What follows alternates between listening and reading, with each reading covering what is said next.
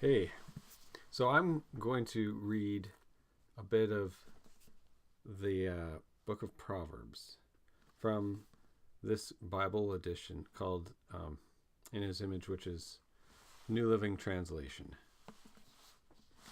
So, one of the chapters that I particularly like in the book of Proverbs in the Old Testament is, it's really two chapters. It's the chapters 8 and 9, which are they refer to wisdom, Sophia of the Greek. And let me find Proverbs 8.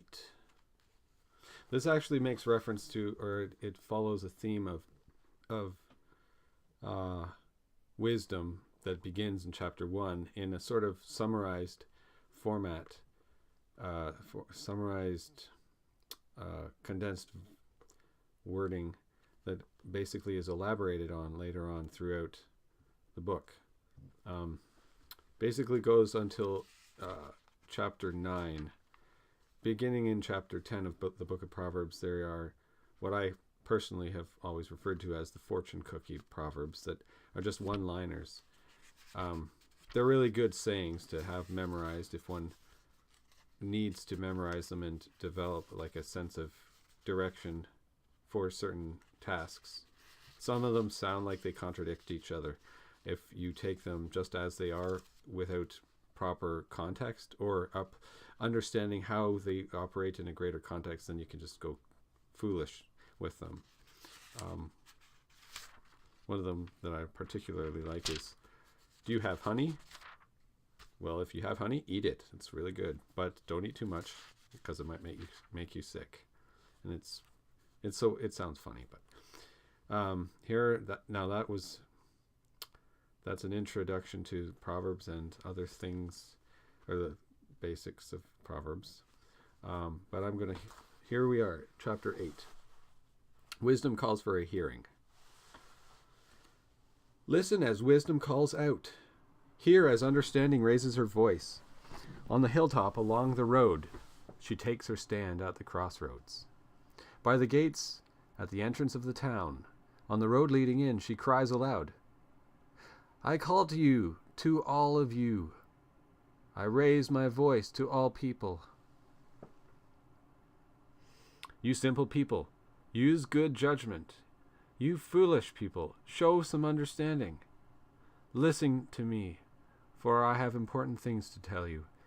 Everything I say is right, for I speak the truth, and I detest every kind of deception. My advice is wholesome. There is nothing devious or crooked in it. My words are plain to anyone with understanding, clear to those with knowledge. Choose my instruction rather than silver, and knowledge rather than pure gold.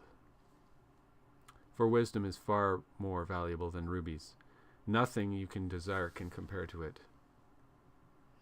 I, wisdom, live together with good judgment. I know where to discover knowledge and discernment.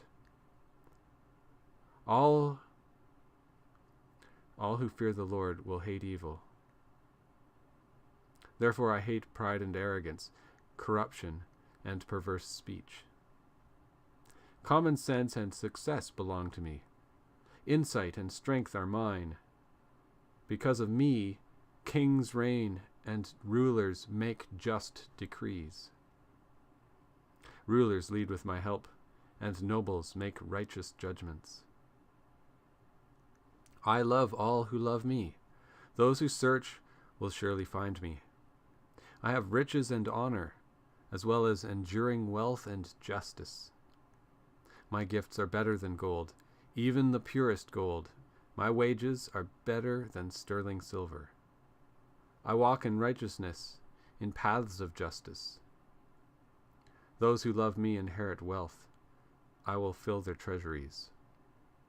The Lord formed me from the beginning, before he created anything else. I was appointed in ages past, at the very first, before the earth began.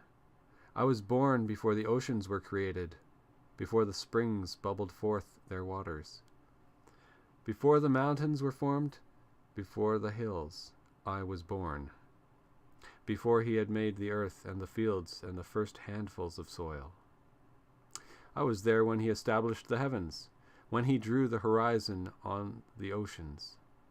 I was there when he set the clouds above, when he established springs deep in the earth. I was there when he set the limits on the seas, so they would not spread beyond their boundaries. And when he marked off the earth's foundations, I was the architect at his side. I was his constant delight, rejoicing always in his presence. And how happy I was with the world he created. How I rejoiced with the human family. And so, my children, listen to me. For all who follow my ways are joyful. Listen to my instruction and be wise. Don't ignore it. Joyful are those who listen to me, watching for me daily at my gates, waiting for me outside my home. For whoever finds me finds life and receives favor from the Lord. But those who miss me injure themselves. All who hate me love death. Chapter 9. Wisdom has built her house. She has carved its 7 columns. She has prepared a great banquet, mixed the wines, and set the table. She has sent her servants to invite everyone to come. She calls out from the heights overlooking the city. Come in with me, she urges the simple. To those who lack judgment, she says, Come, eat my food and drink the wine I have mixed. Leave your simple ways behind and begin to live. Learn to use good judgment. Anyone who rebukes a mocker will get an insult in return. Anyone who corrects the wicked will get hurt. So don't bother correcting mockers. They will only hate you. But correct the wise, and they will love you. Instruct the wise, and they will be even wiser. Teach the righteous, and they will learn even more. Fear of the Lord is the foundation of wisdom.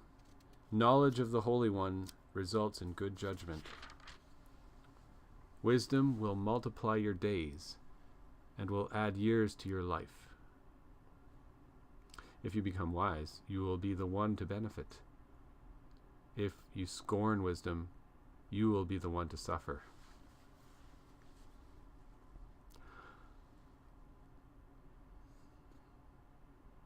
This is the next section in the book, in chapter 9, called Folly Calls for a Hearing. The woman named Folly is brash. She is ignorant and doesn't know it. She sits in her doorway over the heights overlooking the city. She calls out to men going by who are minding their own business. Come in with me, she urges the simple. To those who lack good judgment, she says, Stolen water is refreshing. Food eaten in secret tastes the best. But little do they know that the dead are there. Her guests are in the depths of the grave. That's the end of chapter 9, and thus begins the Proverbs of Solomon, chapter 10. I will not begin or continue on with the reading of chapter 10, but I wanted to read chapters 8 and 9, and I did once begin to memorize these. I felt chapter 8 and the words of Sophia, the wisdom seeking to educate people, that was really meaningful, but it sort of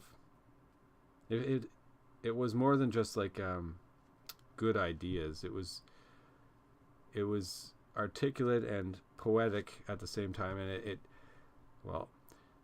brought a sense of stability to my emotions and thoughts, and I felt it was very important to be able to refer to any verses, singular or phrases or blocks of verses at any time, so I decided that it would be wise to try memorizing it. So I got about halfway through chapter 8, and then my life got in the way and I stopped.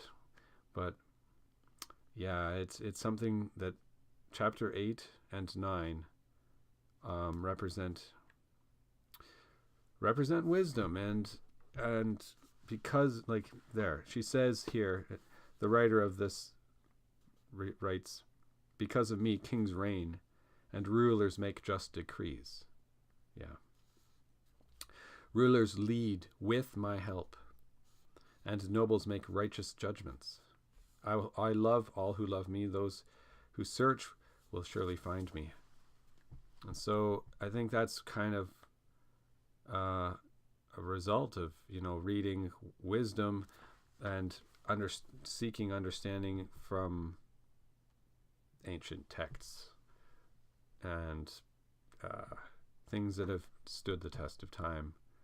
So I'm quite happy with that and hope this was meaningful.